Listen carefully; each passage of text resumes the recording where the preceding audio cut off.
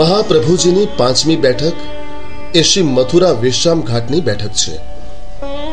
વિશ્રામ ઘાટ ઉતરતા ડાબી બાજુ કદમના વૃક્ષ નીચે આ બેઠક આવેલી છે.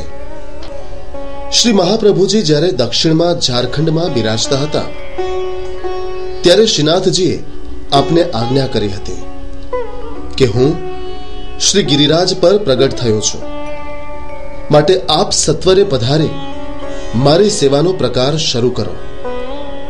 એટલે વ્રજમાં પધારવા આપ મથુરા આવી પહોંચ્યા હતા. આપે સૌ પ્રથમ વ્રજ યાત્રા વિક્રમ સંવત 1549 ભાદરવા વદ 12 કરી હતી.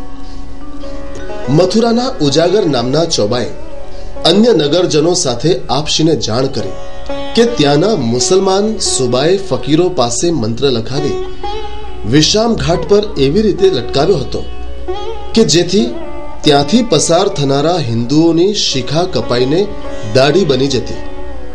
શ્રી મહાપ્રભુજીએ તેવો જ મંત્ર લખી દિલ્હીના દરવાજાઓ પર લટકાવડાવ્યો હતો, જેથી ત્યાંથી પસાર થનાર મુસલમાનોની દાઢી કપાઈને શિખા થઈ જતી. આથી સુબાએ તરત જ આ મંત્ર લિખિત યંત્ર કઢાવી લીધો હતો.